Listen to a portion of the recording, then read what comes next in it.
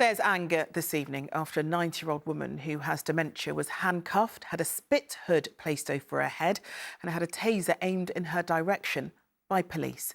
It happened early this month, but only came to light today. The woman is said to have been left in complete distress and left with injuries. Our correspondent Simon Harris is on the street where it happened in Peckham tonight. Simon, what more do we know about exactly what happened here? Charlene, what happened to this 90-year-old woman in her flat on the Gloucester Grove estate in Peckham has left many of her neighbours very angry.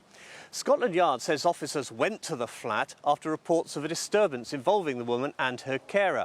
One of them pointed a taser at her, illuminating her with a red dot. The taser wasn't fired, but the woman was handcuffed, 90 years old, remember. And then a spit hood, one of those mesh hoods to stop people spitting, was placed over her head after she allegedly spat at an officer. I understand the woman was then led away to an ambulance and taken to hospital. Neighbours we've spoken to on this estate say she's very well known. Her dementia often makes her confused, and on this occasion, she was agitated.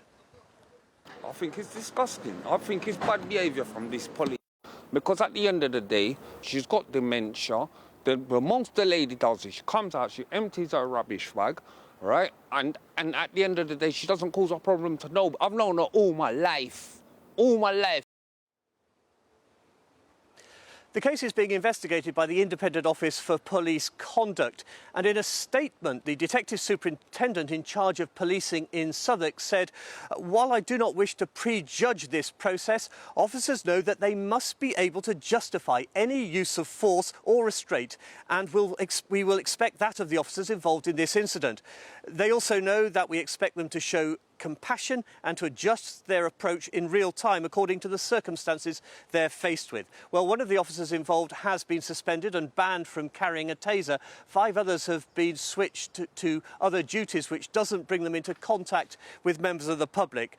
News of this came just hours after the Met Commissioner, Sir Mark Rowley, said that officers in the Met would soon stop responding to cases involving mental health issues.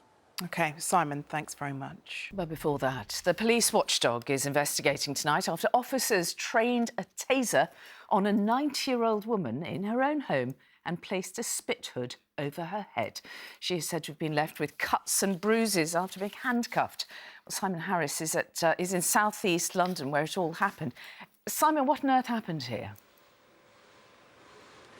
Mary, the woman at the centre of this, 90 years old, as you say, is well known to her neighbours as someone who suffers from dementia and often becomes confused, so they're very angry at what happened. Scotland Yard says officers went to her flat after reports of a disturbance involving the woman and her carer, and by their own admission, when they arrived, she was distressed, but for some reason, one of the officers pointed a taser at her, illuminating her with a red dot, and although the taser wasn't fired, she was handcuffed, and then a mesh hood known as a spit hood was placed over her head after she allegedly spat at one of the officers. She was then taken to hospital. The Independent Office for Police Conduct has launched an investigation, and a senior officer said, while he didn't want to prejudge it, the officers know they must be able to justify any use of force or restraint. He also said they're expected to show compassion. One of them has been suspended, 5 others have been moved to restricted duties, and we understand, Mary, that the 90-year-old woman is now in a care home. Simon Harris in South East London, thank you. Good evening. The Mayor Sadiq Khan has given in to pressure from his own party and will allow more people to claim financial help for the expansion of the ULEZ zone. The scheme allows Londoners a grant of £2,000 if they scrap their older, polluting vehicles. It will soon be widened to include all families on child benefits and some larger businesses. It might go some way to ease the criticism that has been aimed at the Mayor's plans, but there's still a legal challenge to go, and those angry at feeling caught out by today's announcement. Here's our political correspondent, Simon Harris. A perfectly good, serviceable vehicle. Sadly, within the hour, we're driving it to the scrapyard. Neil Blackwell shared his van's final journey on social media. His South London animal rescue charity sent it to the scrapyard yesterday. Little did he know the Mayor was about to change the ULEZ scrappage scheme rules, but it wouldn't have made any difference. We could not and cannot, like most other animal rescue charities, afford to replace 2 vehicles. Even with £5,000 from the scrappage scheme, we're still looking at 15,000. Under the new rules, charities can now claim a grant for scrapping 3 vehicles instead of 1. So can small businesses with up to 50 employees. It was capped at 10 employees. And all families on child benefit can now apply for a £2,000 grant to scrap a car. The Mayor's decision to amend the £110 million scrappage scheme follows growing pressure from some Labour MPs in London and Labour council leaders. The Labour MPs, Labour councils, want the ULEZ to be expanded, but they want the government to give us support. The announcement today is without a penny of support from the government. We're listening, the government isn't. Have you been forced into changing the scrappage scheme because of the pressure? I'm quite clear. As a mayor, I'll always listen to Londoners.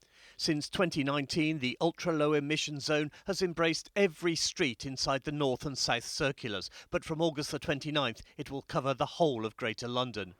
Drivers who fall foul of the cameras because their cars or vans fail to meet modern emissions rules will be charged £12.50 a day. It's provoked widespread opposition. Some Londoners have taken the law into their own hands. Around 200 of the new cameras have been vandalised. Today's changes to the scrappage scheme are unlikely to silence demands from the Mayor's political opponents for the ULEZ extension to be postponed or scrapped. And he's still facing a challenge in the High Court from 4 London boroughs seeking to have it declared unlawful. The Tory-run authorities argue the cost of living crisis makes the Mayor's policy ill-timed. Sadiq says that he is very conscious about people's well-being. The amount of letters, conversations I've had with older people that are saying that this is going to impact their well-being because they're not going to be able to get to doctor's appointments, not going to be able to see their families, they're not going to be able to get out to do their shopping. For now, the Mayor has no plans to put more money into the scrappage scheme, and it's still not available to drivers from beyond the Greater London boundary. Simon Harris, ITV News, Bexley.